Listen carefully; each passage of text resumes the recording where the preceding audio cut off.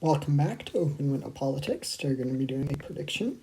This case is going to be between the Democrat Pete Buttigieg, the former Secretary of Transportation, on the Democratic side, and then on the Republican side, we'll be going with the usual candidate, that being J.D. Vance. Florida is probably going to be likely. But anyhow, we'll be going through those two candidates and doing a little prediction. So on the West Coast, the blue Pacific Coast is very reliably blue. Oregon is the only one that's in the likely column. This is largely based off of 2024, which is why some states don't look as good for Democrats as they usually are. But I do think once we get to the first swing state, I think Pete Buttigieg in Nevada, I think he's got a better shot in Nevada than he does in Arizona. So I'm going to go with blue in Nevada.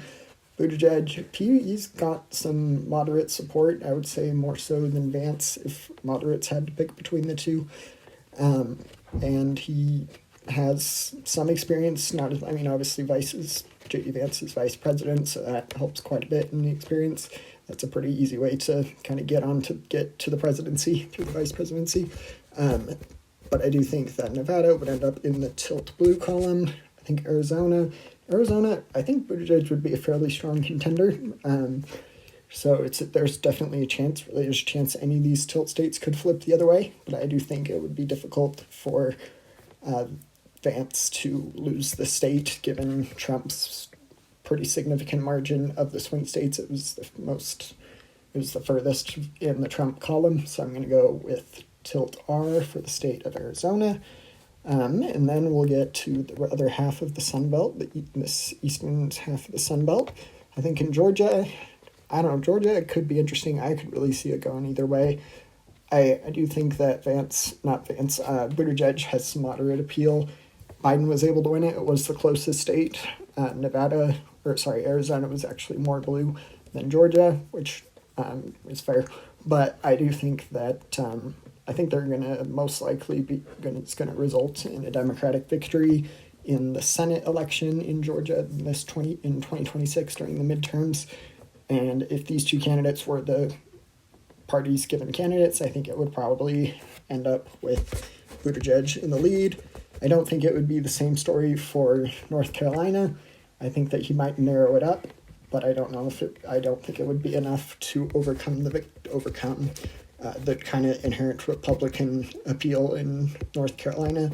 North Carolina is also an interesting case. There's going to be a Senate election this year that, weirdly enough, is largely expected to end up in the Democrats' favor. It's a bit of an interesting case there.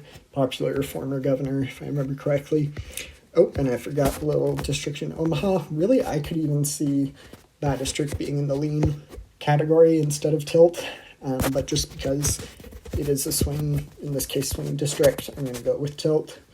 Ultimately, it doesn't matter. Still one more electoral vote for Pete Buttigieg. And then we get to the Rust Belt. And really, the Rust Belt will determine who is the next president in this hypothetical matchup. So let's just do some hypothetical math here. We're going to get rid of the third party element. So for Pete Buttigieg to win, he could get any two of these, and I think it would be the same for Vance. So if Vance were to get really any two of these either. So I do think that, here, let's change these two to toss-up. I do think of these three states that Pennsylvania probably is the best chance of ending up in J.D. Vance's column, best Republican chance. So I'm going to go with tilt Pennsylvania there. And that brings Vance within 5 electoral college votes of winning. I think in Wisconsin or Michigan, though, I see these as more likely to end up in the Democratic column. Ultimately, like I've said before, many of these states could flip, and that's why they're swing states.